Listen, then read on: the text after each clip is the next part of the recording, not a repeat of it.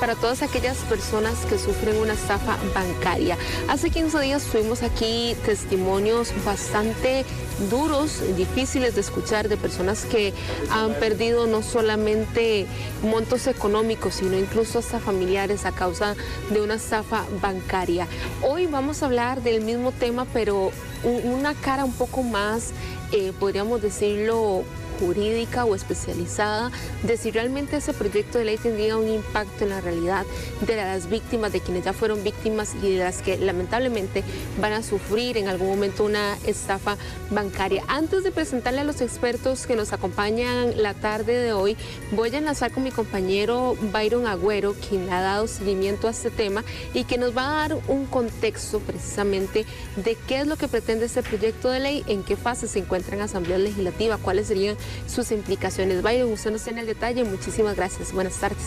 Asiento Extra. Muy buenas tardes, Angie, a todos los televidentes, a quienes nos escuchan aquí en Asiento Extra. Bueno, muy importante, Angie, eso que usted señala, porque sí es un proyecto de ley que de hecho en este momento está en comisión. Los diputados están discutiendo este proyecto de ley. El proyecto de ley 23.908, ese es el expediente por el cual se tramita este proyecto de ley. Entonces podemos ir con la primera pantalla donde nos explica cuál es este proyecto de ley, qué es lo que dice. Bueno, este proyecto de ley denominado Ley de Protección a las Personas Consumidoras en la Custodia de su Dinero, que administra cualquier entidad financiera en Costa Rica, ya sea pública o privada, autorizada para este fin.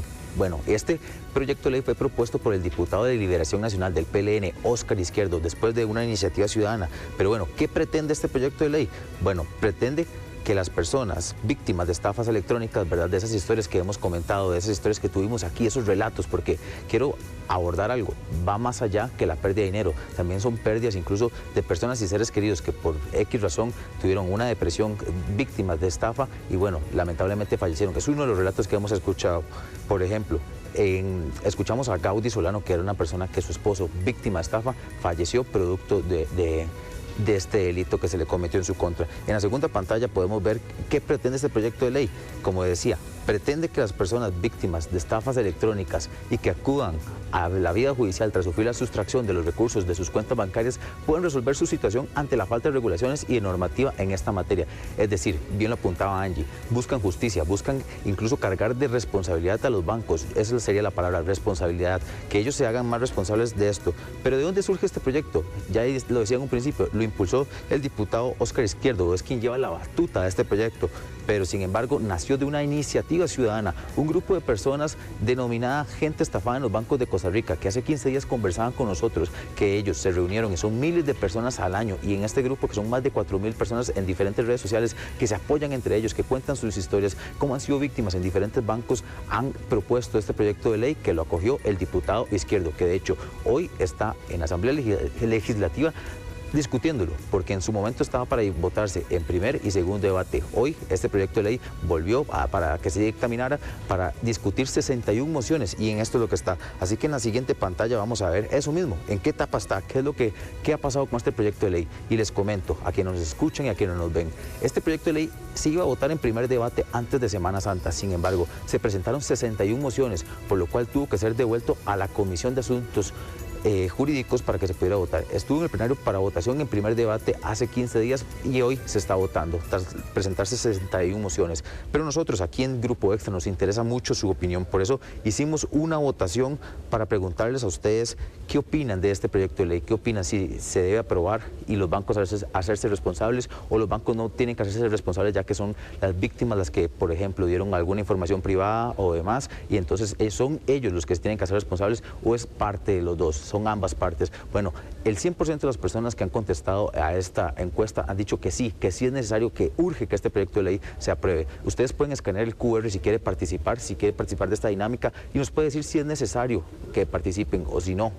Básicamente está bien como se está manejando, donde la persona víctima estafa va al OIJ y ahí inicia la investigación o la última opción, que sea responsabilidad de todos. Pero de la misma forma, la gente da sus comentarios y indican que es muy necesario las personas, que los bancos deben asumir mayor responsabilidad. Eso lo puede ver en nuestra red social Facebook, donde tenemos ahí la encuesta, donde usted puede votar, donde usted puede comentar y participar de este debate. Porque como le digo, esto nos atañe a todos. Muchas personas que pensamos son adultos mayores, entonces son las que son más propensas a ser víctimas de estafa.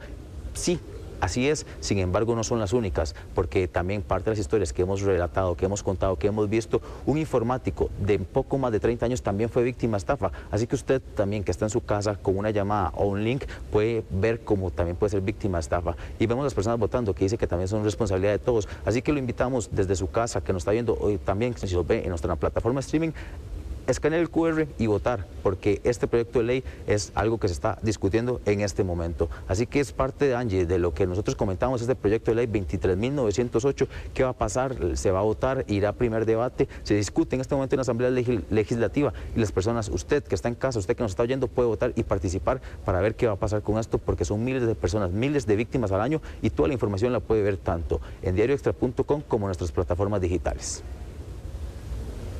Muchas gracias a Byron por toda la información y la amplia explicación que nos hacía. La invitación está hecha para que usted ingrese a diarioextra.com y nos pueda dejar su opinión, que a nosotros nos importa muchísimo. Y ahora sí, entrados ya en materia de lo que vamos a conversar hoy, les voy a presentar a nuestros invitados que me acompañan en la mesa. Doña Adriana Rojas, quien es abogada experta en consumo bancario. Doña Adriana, bienvenida, muchísimas gracias. Gracias por este espacio, muy bendecida y honrada.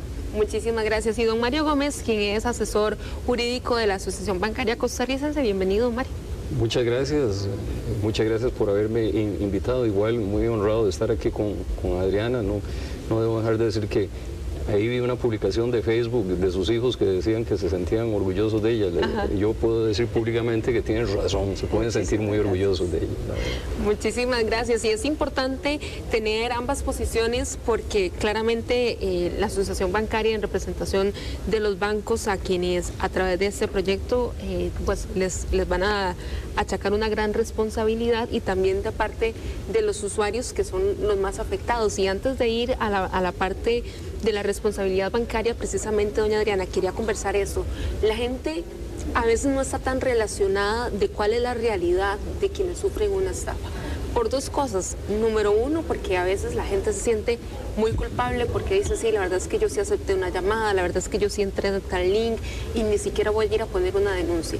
Pero por otro lado, hay personas que dicen, y como lo decía Byron, tuvimos aquí en este mismo programa testimonios de una mujer que nos dijo, es que yo estaba en medio de una cesárea donde no tenía ni siquiera acceso a mi celular, donde estaba sedada, no tenía nada, y cuando desperté de la cesárea, recién teniendo a mi hijo, mi cuenta estaba vacía sin yo haber ingresado absolutamente a nada.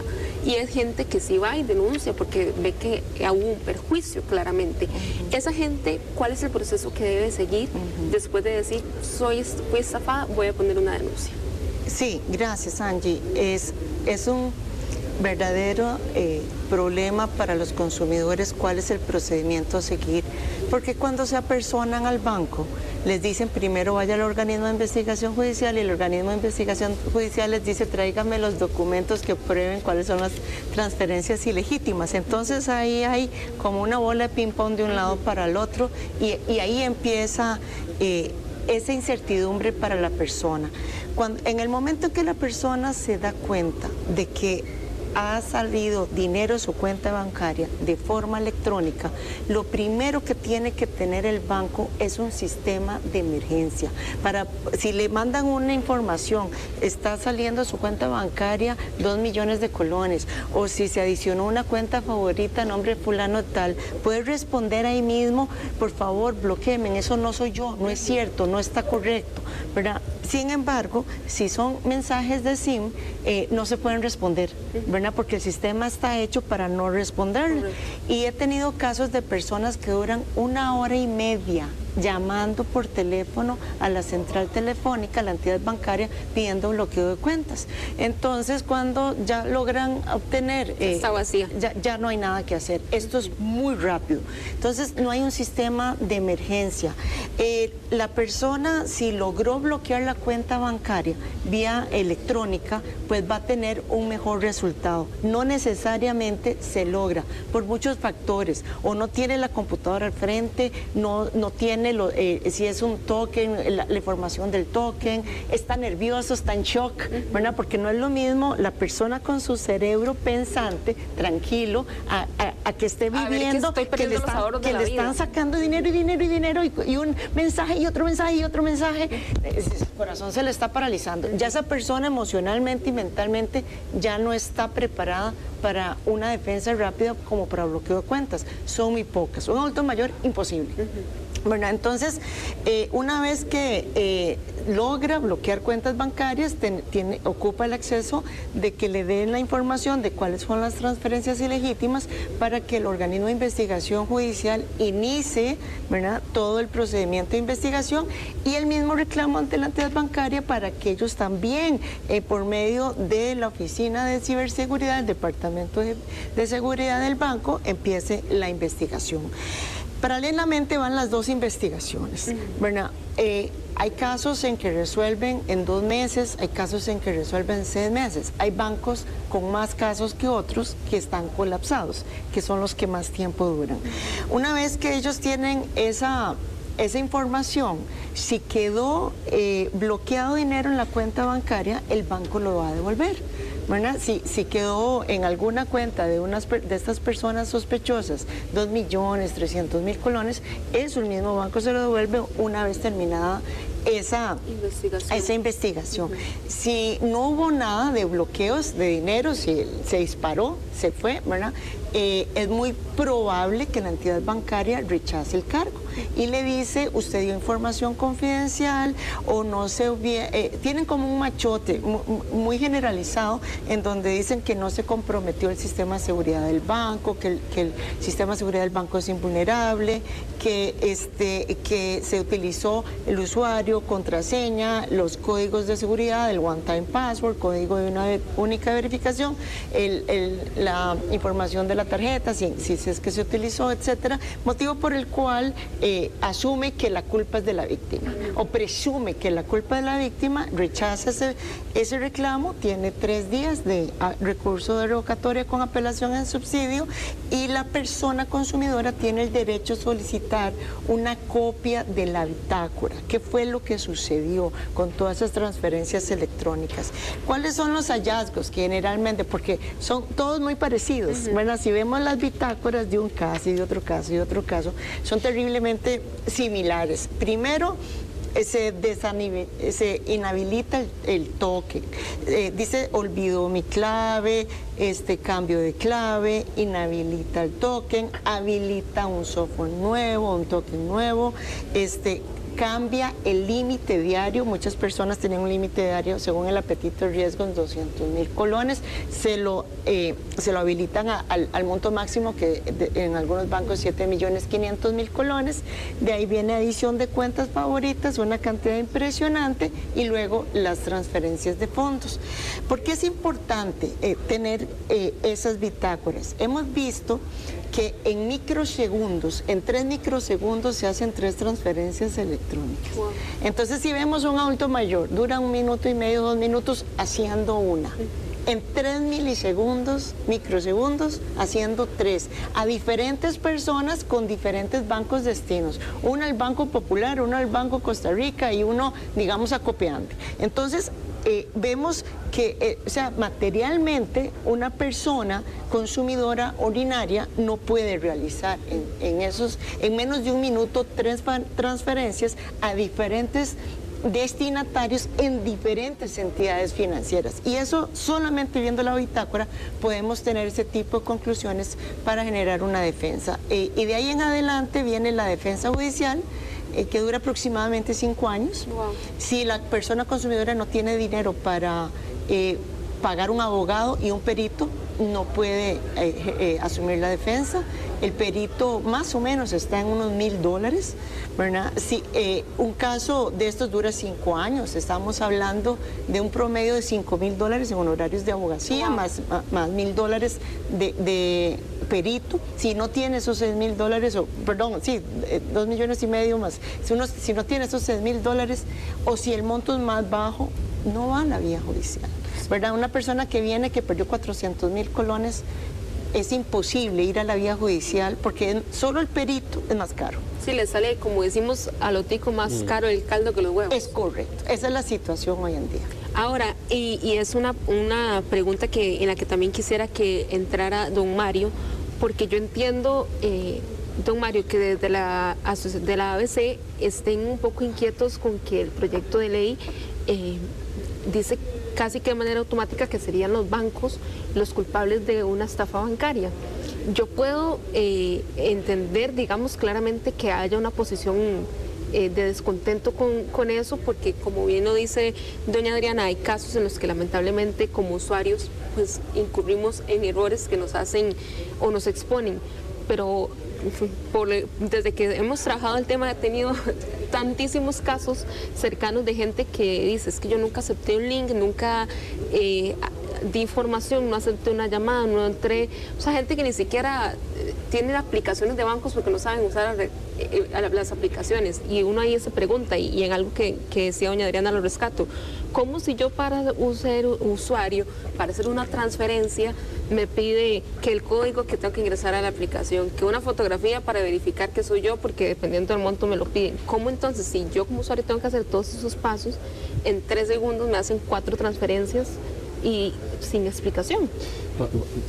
Vamos a ver, lo primero que yo quiero aclarar es que la Asociación Bancaria está de acuerdo con que se actualice la legislación. O sea, yo debo decir que felicito a los diputados de la Comisión de Asuntos Jurídicos e inclusive a los señores consumidores que tuvieron la iniciativa.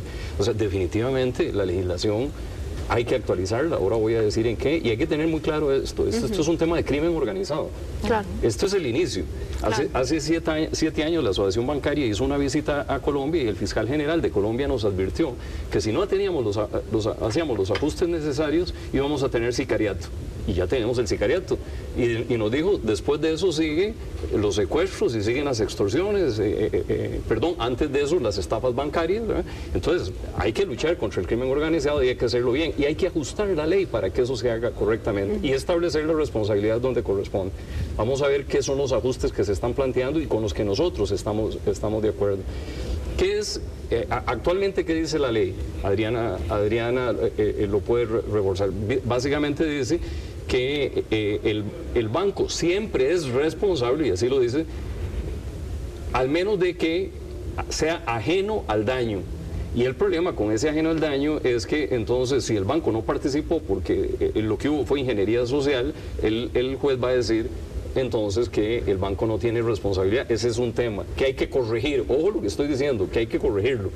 Y alguien diría, ¿qué le pasa a este señor? ¿Está hablando en contra de sus patrocinados? No, no estoy hablando en contra de los patrocinados, porque el principal activo que tienen los bancos son sus clientes. ¿Verdad? Ese es un tema que hay que corregir. ¿Cómo se está corrigiendo? Lo que se está diciendo en el proyecto y en las mociones que se están discutiendo para mejorar el proyecto es que el banco siempre va a ser responsable. O sea, la denominada responsabilidad objetiva, que así es en España, en Estados Unidos, en Chile, en la mayor parte del mundo.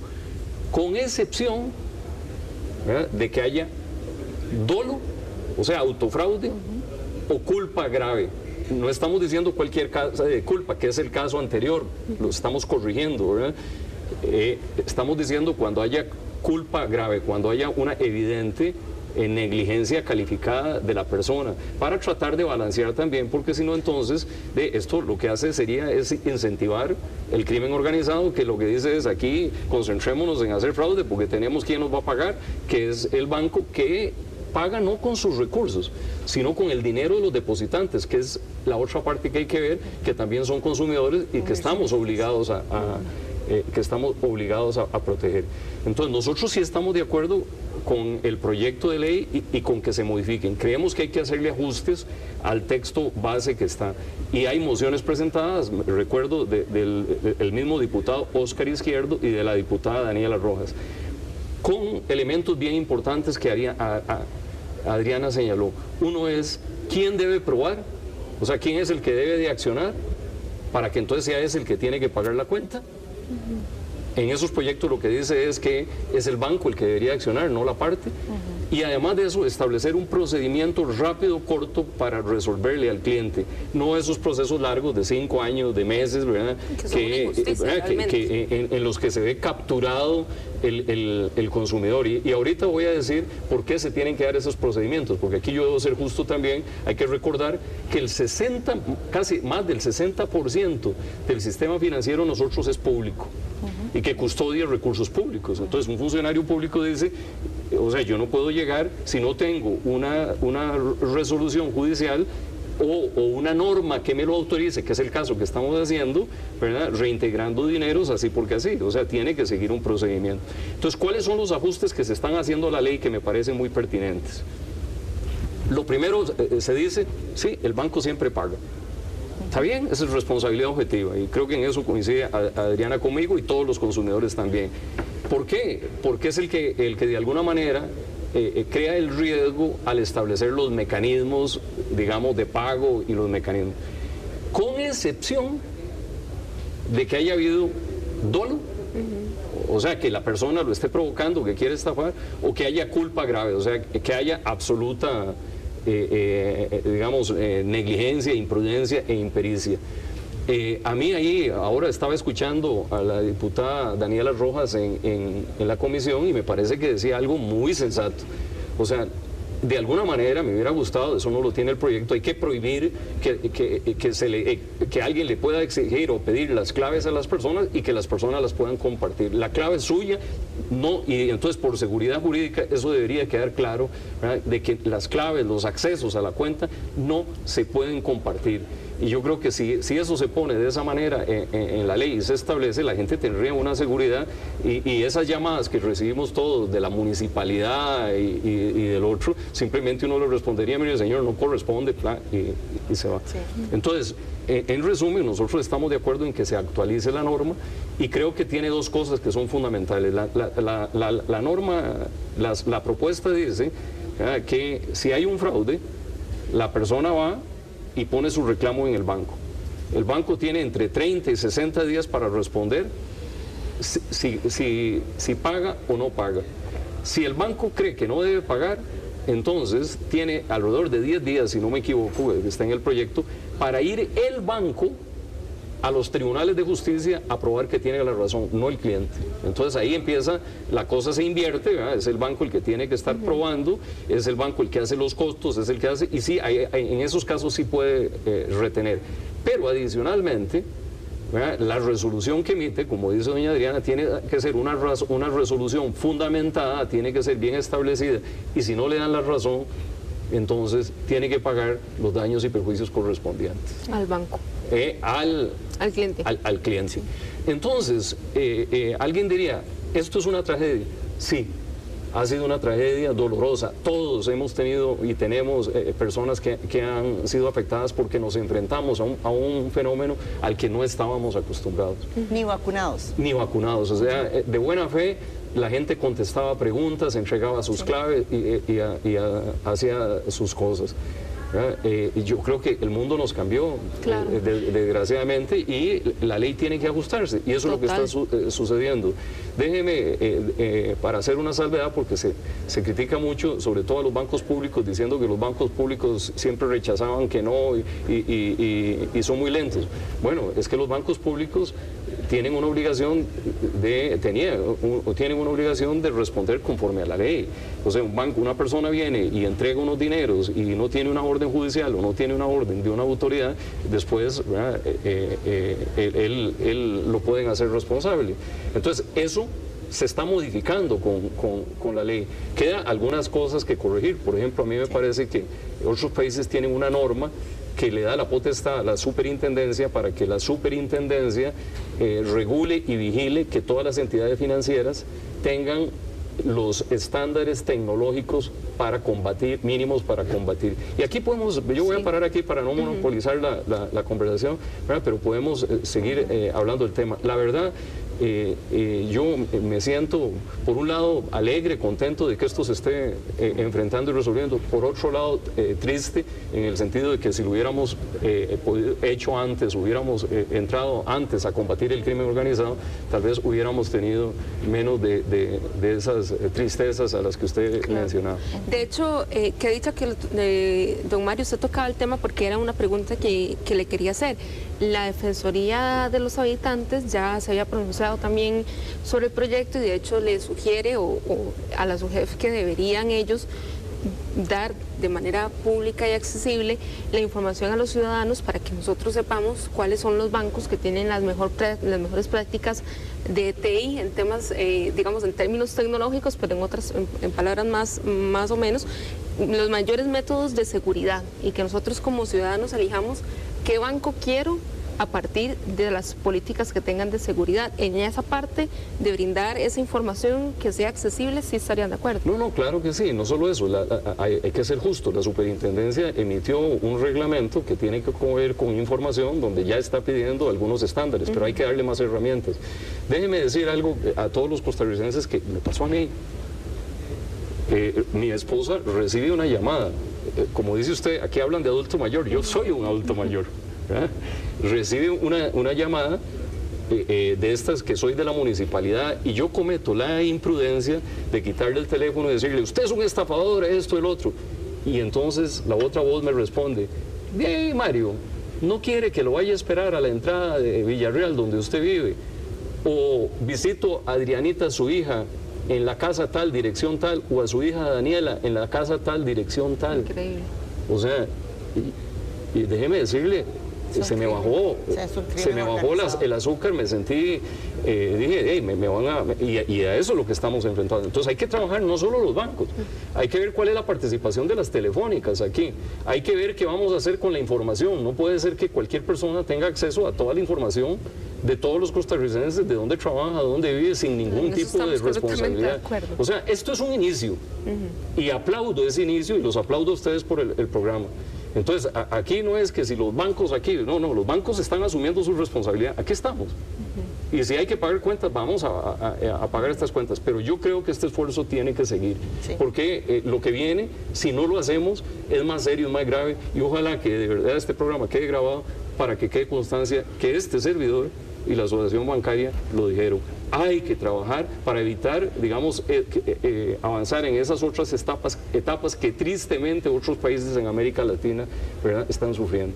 Doña Adriana, conversábamos de que, bueno, ya claramente hemos visto y estudiado el proyecto bastante previo al programa, pero desde su concepto, no solo como experta, sino porque usted tiene ya muchísimos años de tener casos, montones, yo creo que no nos bastaría aquí ni uno, ni dos, ni tres programas para que usted nos cuente todas las lamentables historias que he escuchado, pero viendo lo que está hoy en el papel, realmente podría tener un impacto positivo lo que está hoy ahí escrito en ese proyecto de ley para todas las personas que hoy dicen, pues es que era mi plata, ¿verdad? Sí, y por el proyecto de ley texto sustitutivo estoy totalmente de acuerdo. Desconozco las mociones que estaban mencionando al inicio del programa, por lo cual no... Y que aparte están en discusión, correcto, no se han añadido de manera formal. No puedo mencionar mociones. El proyecto sustitutivo, como está, sí da un gran avance. La reforma de la ley es necesaria. Eso es un inicio. Es que si leemos el Código de Comercio, el Código de Comercio regula la cuenta bancaria y la cuenta dineraria no bancaria. Y todo el derecho a la seguridad del consumidor está destinado a los cheques. Todo, si leemos el Código de Comercio, porque ¿dónde está la base del contrato de cuenta bancaria? Está en el Código de Comercio, no está en la ley del consumidor, ¿verdad? Y entonces si vamos leyendo artículo por artículo, toda la seguridad dirigida a los cheques falsos, a la emisión de cheques, eso está totalmente desfasado. Bueno, ahí es donde tiene que empezar la reforma de la legislación, porque eso no tiene ningún interés actual. En relación al proyecto de ley, es cierto el tema de lo que señala la excepción. La excepción dice que el banco no es responsable cuando es ajeno al daño. Entonces, esto es muy abstracto. ¿Cuándo es ajeno al daño? Hay interpretaciones judiciales que señalan que es ajeno al daño si no estableció sistemas de herramientas de seguridad, ciberseguridad robustas que impidan que terceros ciberdelincuentes tengan acceso al dinero, las cuentas de los consumidores o los clientes de los bancos, hayan o no hayan dado información confidencial. Hay otros criterios judiciales que dicen es ajeno al daño si la víctima dio información confidencial. Pero mira qué interesante que yo tengo en estos casos, y es por lo cual pido siempre, antes de iniciar un proceso judicial, el informe de la OIJ. Veo, por un lado, un consumidor que dio la información confidencial por engaño, no por autoponerse en peligro, no es una autopuesta en peligro consciente. Sí, por ingeniería social. No fue consciente. Una autopuesta en peligro consciente es ir a un deporte extremo riesgoso. Una liposucción, eso es autopuesta en peligro consciente. Pero entregar información confidencial por engaño es una puesta en peligro inconsciente. Entonces, le dicen, ok, sí dio la información confidencial, sí la dio. Pasámonos en esa premisa. Dio el usuario, dio la contraseña, dio el one-time password, etcétera. Todo lo que requería para que se diera la transferencia electrónica. Sin embargo, en países desarrollados, pese a que eso suceda, no puede sacar dinero. Pueden ver el estado de cuenta, pueden ver cuánto hay en saldo en descubierto, pueden ver los dineros que han entrado y que han salido, pero no pueden aumentar el monto máximo diario por transferencias electrónicas simple. No pueden adicionar cuentas favoritas y no pueden transferir dinero si no es por medios biométricos o por, digamos, una firma digital en Costa Rica, ¿verdad? Entonces, podrían ver, pero no perder el dinero, ¿verdad?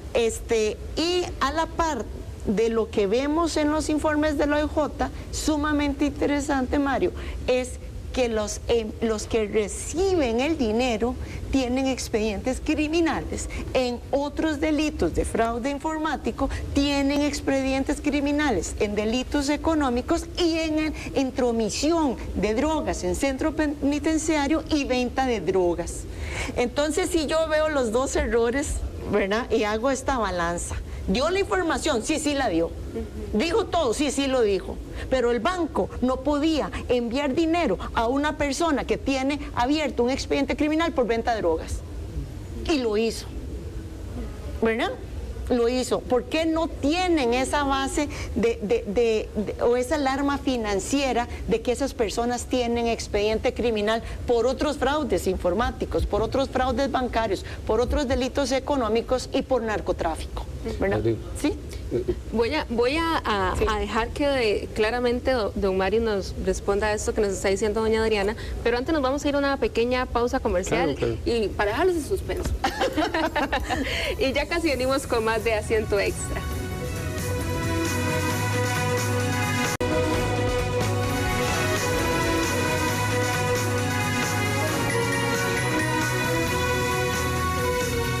De la tarde, continuamos con más de Asiento Extra. Si usted nos viene sintonizando, ya sea por Extra TV o los 92.3 de Extra Radio FM, les contamos que estamos hablando sobre el proyecto de ley para intentar castigar las estafas bancarias. Y antes de irnos a corte, doña Adriana hacía un señalamiento que me parece a mí, la verdad, bastante importante, y es cómo los bancos permiten o no alertan de que desde mi cuenta bancaria se está girando dinero a cuentas que yo no tenía agregadas a favoritas y se agregaron de manera electrónica y expedita.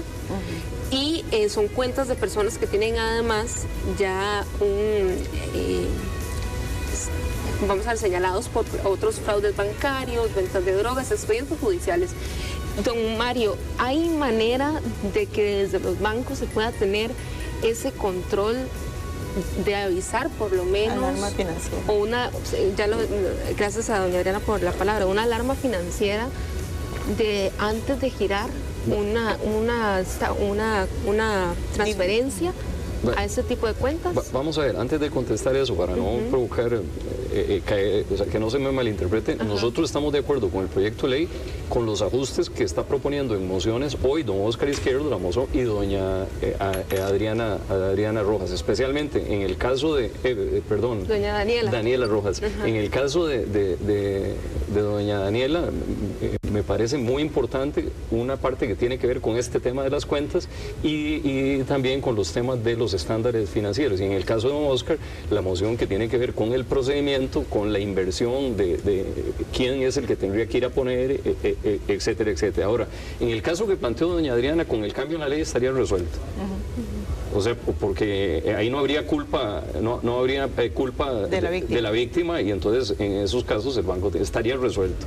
Ahora, usted tocó otro tema que ayer casualmente mi compañero que estuvo aquí antes me llamó de Washington, que está el don Rodrigo Cubero, y me dijo, Mario, ¿por qué no se ha pensado en prohibir que abran cuentas personas que tienen antecedentes criminales o que se sabe que se han prestado para ese tipo de cosas? Sí se ha pensado, no hemos logrado que se introduzca.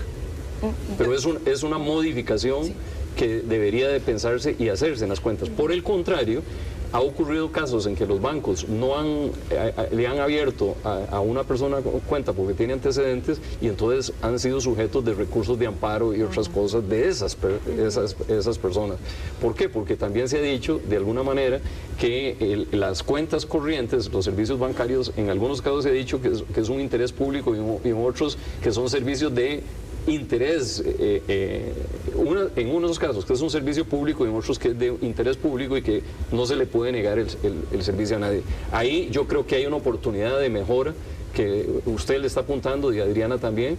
No puede ser que los bancos no puedan, o tengan que abrirle cuentas a personas que tienen antecedentes y que se han estado prestando para este tipo de cosas. Don Mario, y viendo hacia adentro con toda sinceridad, porque se lo digo como usuario, uno se pregunta, ¿cómo es posible que yo acabo, y se lo digo porque me pasó, acabo de abrir una cuenta, literal, minutos de abrirla, ni siquiera tengo tarjeta porque solo la abrí yo misma desde mi aplicación para, por ejemplo, yo la buena práctica que me enseñan a mí, una cuenta para compras en línea donde usted deposite la plata que va a gastar en la compra para que si pasa algo, esa cuenta está siempre en cero.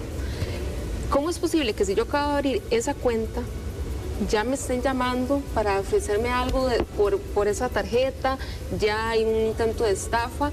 No hay también que ver hacia adentro de los bancos y decir, ¿será que nos faltan controles también para el acceso que están teniendo nuestros funcionarios? Mire, no solo de los bancos.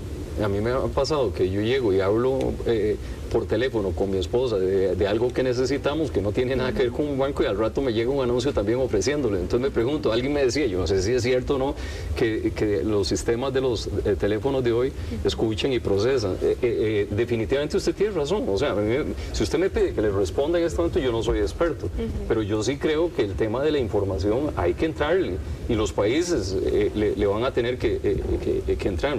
Vea usted en las redes sociales, yo a veces entro a Facebook y lo que veo, cómo se trata a la gente y las cosas que se dicen sin ningún recato y sin ningún límite, es terrible. Y no solo eso, lo más importante es, usted puede entrar hoy a bases de datos, inclusive bases de datos públicos, y averigua cuánto gana una persona, a dónde trabaja, quiénes son sus hijos, dónde vive, cuál es la dirección, un montón de información que yo tengo dudas de que debería de andar circulando por temas de seguridad. Entonces, mi respuesta es sí, hay que entrarle. Sí le debo decir que en el caso de bancos, yo conozco algunos bancos que han avanzado, y Adriana los conoce también, yo no me voy a poner aquí a decir nombres para no discriminar, pero que tienen millones de datos de información, y entonces si usted hace una transferencia normalmente con el teléfono en la derecha, si se lo pone en la izquierda, ya el banco lo detectó. Y entonces hay otros que van más lentos porque son más grandes o la contratación es más difícil, más eso. Yo creo que esta misma ley ayuda, porque si la ley obliga a tener, digamos, por ejemplo, un estándar, a contrario censo le está habilitando la posibilidad también de contratar rápidamente, ¿verdad? Y que los procesos sean más ágiles. Pero esa es la realidad. Para mí, yo sé que hay una gran preocupación por las estafas. Yo creo que con esto vamos a avanzar. Yo estaba viendo los números aquí y fíjese que según la información que nos proporcionó el organismo de investigación judicial, de enero a marzo han habido 2.192 estafas. Pero de las que denuncian. Las que denuncian, ¿verdad?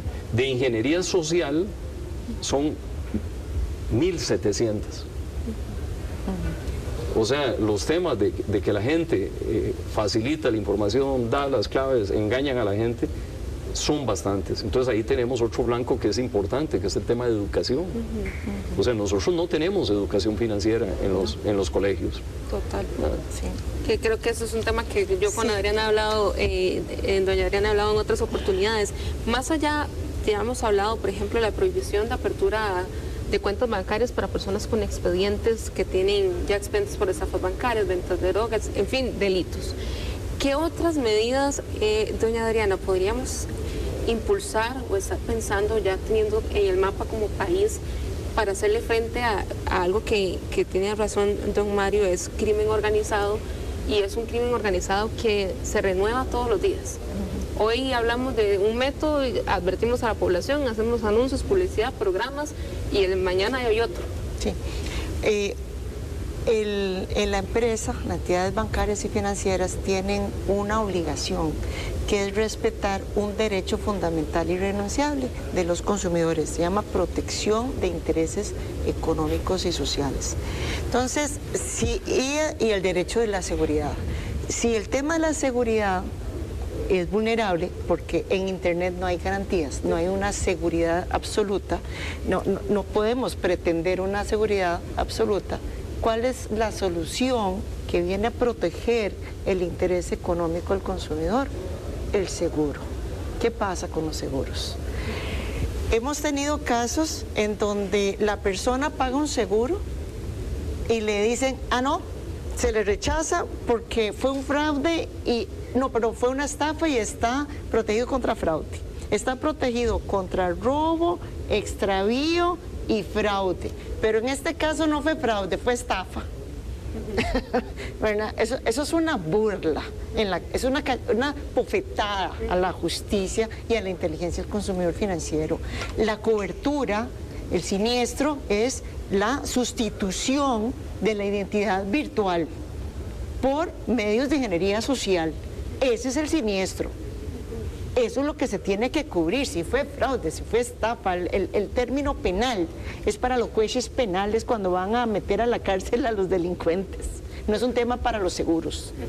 Entonces, tener seguros por sustitución de identidad virtual. Es más, yo cuando leí la ley que habla, fue tan complicada al entenderla, yo decía, eso se traduce en sustitución de identidad virtual. ¿Qué dijo? Que si se meten y no se meten, que si entran, que no entran, que sacan. Yo decía, Santísima, ¿quién redactó esto? ¿Verdad? Eso se resume en un renglón: sustitución de identidad virtual por medio de la ingeniería social. Eso es el siniestro.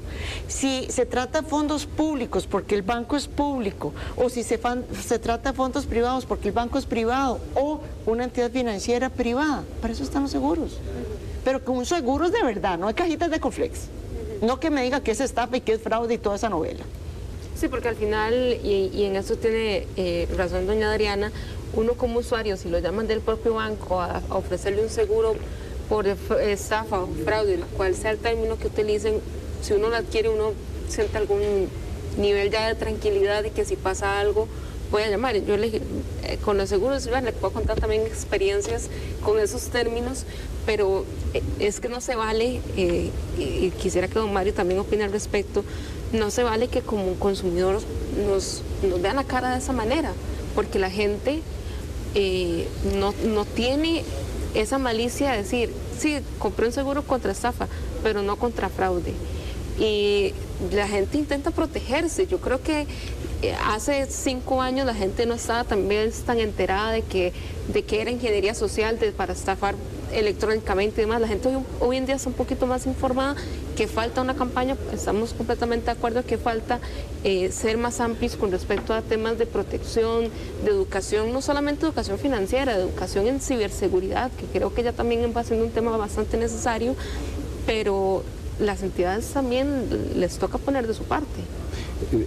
Definitivamente, pero a mí me parece que es importante tocar cuáles las cosas que deberíamos mejorar para resolver esto. Y voy a hacer un paralelismo. Cuando yo reviso las denuncias, la gran mayoría son denuncias por cuentas corrientes, no por tarjeta de crédito. Hay algunas de tarjeta de crédito, pero la mayoría son por cuentas corrientes. Es correcto. Y entonces la pregunta es, uno dice, ¿y por qué? ¿Por qué esa diferencia?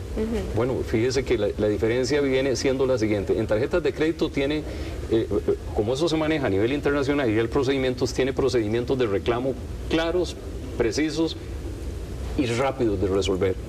O sea, el contracargo, usted revisa, pide el contracargo, si no corresponde, se reversa y se fue. Nada de tribunales ni nada de esas discusiones. Eso es lo primero. Que eso se está metiendo en esta ley para las cuentas corrientes. Eso me parece muy bien. Y tiene seguro también. Y los seguros en los casos de tarjeta de crédito, por lo menos lo que yo conozco, inclusive yo mismo he tenido episodios, a mí por lo menos me han funcionado, me han funcionado bien. Pero ¿cuáles son los temas que hay que entrarle? Uno era la ley, ya le entramos. Creo que sí hay algunas modificaciones más que hay que hacer, pero en el camino yo pienso que eso se puede ir mejorando porque definitivamente los maleantes también van a ir evolucionando. Hay un tema de tecnología. O sea, hay que ver cómo logramos que todas las instituciones financieras cumplan, tengan estándares altos en tecnología y en eso facilitar también para que las instituciones, los bancos públicos puedan hacerlo sin trabas y hacerlo rápidamente. Ahí está la ciencia, ¿verdad? Con tecnología es que la mayoría de los países desarrollados están atacando este problema y ahí darle las herramientas a su jefe. El tema de educación, definitivamente, yo creo que hay que educar a la gente, y eso es alertarla por anticipado de las cosas y tenerlo. Y después hay un tema que no hemos tocado, pero que a mí me parece que es justo tocarlo, yo he conversado con las autoridades, llámese organismo de investigación judicial, el Ministerio Público, y la verdad, están con muy pocos recursos, están haciendo un trabajo heroico, o sea, que no es suficiente, se siente que no es suficiente, sí, no tienen recursos, inclusive se les ha estado... Están colapsados. Sí, mucho, y además, digamos, mucha gente, y esto, muchos son trabajos de inteligencia policíacos, entonces hay que ahí también tenemos que entrarle y darle los recursos al Ministerio Público y al organismo de investigación judicial para que nos defiendan, porque si no vamos a seguir avanzando y después vamos a estar en problemas como los que tienen otros países. Don Mario, ¿y con los diputados ha habido acercamiento? Es decir, si ya don Oscar Izquierdo ha tenido la iniciativa de acoger un proyecto de ley que nació desde la ciudadanía, porque es así, desde las víctimas, no sé si ha habido ya también conversaciones y decirle, mira, está bien, estamos de acuerdo con esto la verdad no tanto, y sugerimos que podría ir también por este otro, porque yo siempre digo, nadie conoce mejor la casa de uno que uno mismo, y si ya uno ha estado ahí, ya uno sabe por dónde pueden entrar, cuáles son los portillos que quedan, pues también no está más sugerir. Déjeme, yo soy justo, o sea, con los diputados yo creo que están haciendo un buen trabajo de todas las fracciones, están aportando, usted lo ve, que está el proyecto de Oscar Izquierdo, pero también ve propuestas para mejorar de las otras fracciones.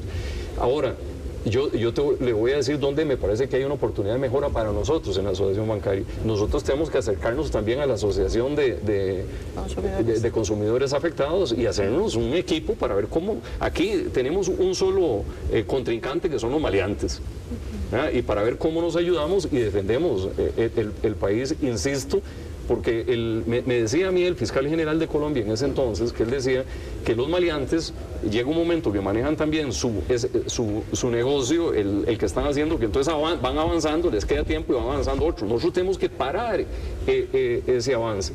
Creo que de los bancos estamos dispuestos a cooperar, a hacerlo y a asumir nuestras responsabilidades. La ciudadanía lo ha demostrado, Adriana lo ha demostrado, o sea, yo no puedo ser mezquino, ¿verdad? Yo soy consciente del trabajo y del trabajo que ha hecho la asociación, los diputados también. Lo que pasa es que este problema nos ha agarrado desprevenidos y nos ha desbordado, ¿verdad? Vamos, la palabra tal vez no es desprevenidos, porque el mundo entero recientemente estaba oyendo de que el estado de la Florida en los Estados Unidos, ¿verdad?, está también con un problema serio de este tipo de estafa. Sí, es cierto. Un amigo de Florida me pidió que lo ayudara, no puedo ejercer allá, perdió $80,000 en su cuenta bancaria. Wow. Sí, aquí hay un tema interesante en relación a las herramientas de ciberseguridad. Cuando estoy en juicio, los bancos llaman como testigo perito privado al jefe de departamento de seguridad, y siempre les hago una pregunta, entre otras, pero siempre es la misma: ¿cuántos casos hay en Costa Rica, en su entidad bancaria, de pérdida del dinero de sus cuentas bancarias por medio de la firma digital? Y siempre me dicen: ninguno. Ninguno. Todos los casos que tenemos fue por medio de usuarios token, token virtual, token llavero, clave dinámica, bingo, ¿verdad? One time password. El one time password es lo peor que puede haber. ¿Por qué? Porque primero plagian el correo electrónico. Y entonces cuando envían el código de única verificación, lo envían a un correo electrónico plagiado. Y lo recibe este crimen organizado. Entonces, no existe un caso en Costa Rica a cambio de miles con token, clave dinámica y one time password. ¿Por qué no ponemos la firma digital de forma obligatoria para transferencias de dinero, adición de cuentas favoritas y aumento del límite diario? Bueno, un gerente en juicio dijo: porque es muy caro. Digo, perdóneme, yo pagué 40,000 colones por 5 años por la firma digital y veo millones de colones perdidos en las cuentas bancarias de los costarricenses. No hay comparación con 40,000 colones por 5 años. Eso no es caro, es accesible para todos. ¿Por qué se reducen la posibilidad de tener un fraude con la firma digital? Bueno, porque la firma digital no la tenemos en la cartera, ni en el bolsillo, ni en la billetera. Está ya entonces ya limitó poderla poner en una computadora. No necesariamente cuando se recibe la llamada y se da la información está al frente de una computadora, ¿verdad? Entonces, ahí se limitan las posibilidades y habría que tener una forma, una aplicación para que puedan ver en la computadora, ¿verdad? Que uno tendría que hacerla como anytime, ¿verdad? Para que pueda ver, pero no existe un caso con firma digital, ¿verdad? ¿Y por qué no la ponemos como herramienta obligatoria? Una vez también un gerente de un banco en un juicio dijo: no la podemos implementar de forma obligatoria porque vulneramos el derecho de libertad de elección del consumidor. Y yo le dije: no hay nada más erróneo que esa afirmación. ¿Por qué? Porque las medidas de seguridad no son de libertad de elección. Vaya, móntese un avión y diga que usted tiene la libertad de elección de no ponerse el cinturón. a ver si lo dejan seguir en el vuelo. No, lo bajan del avión, ¿verdad? Las herramientas de seguridad no son de libertad de elección. La libertad de elección es si consumo en esa entidad bancaria, es si obtengo ese servicio financiero. Pero las herramientas de seguridad deben ser obligatorias. Definitivamente es un tema que yo creo nos daría aquí para conversar hasta 3 horas si quisiéramos. Pero déjeme decirle, Adriana tiene razón. O sea, es que no necesariamente lo de la firma digital, pero en otros países, sé de un banco americano que viene y le dice a usted: mire, estos son los niveles de seguridad que tiene, usted puede accesar aquí. Y entonces usted es la que mide su riesgo desde el inicio. Si usted no quiere usar los instrumentos de protección, entonces usted tiene el riesgo de perder la plata. Y entonces usted puede ir avanzando en diferentes temas. A mí me parece que aquí tenemos en Costa Rica un experto buenísimo en toda esta materia, que es Raúl Rivera. Ese es uno u otros. A mí me parece interesante cómo está planteando Adriana las cosas. Digamos, la primera parte, que es lo que yo decía aquí de la ley, ya vamos caminando, pero hay que discutir sobre el tema de la tecnología y la parte regulatoria. Entonces eso ya no serían los abogados los que lo vemos, pero hay que seguir. Sí. O sea, el tema es: hay que seguir. Les agradezco a ambos haber estado hoy aquí en Asiento Extra, aportando de su tiempo, que es valiosísimo, y aportarnos diferentes ideas y discutir este tema que estoy segura va a darnos de qué hablar todavía por varias semanas y que sobre todo los consumidores les interesa muchísimo. Así que gracias a ambos por participar del programa. Lo que intentamos es aclarar un poco el panorama y dar la información a la gente, que al final eso es lo que importa, que la gente esté informada y que a partir de ahí pueda también pues tomar decisiones en su día a día. Muchísimas gracias a todos también los que nos sintonizaron hoy por medio de Extra TV, también por los 92.3 FM de Extra Radio, y nos vemos mañana en otro programa de Asiento Extra. Que tengan una linda tarde. Muchísimas gracias. Muchas gracias.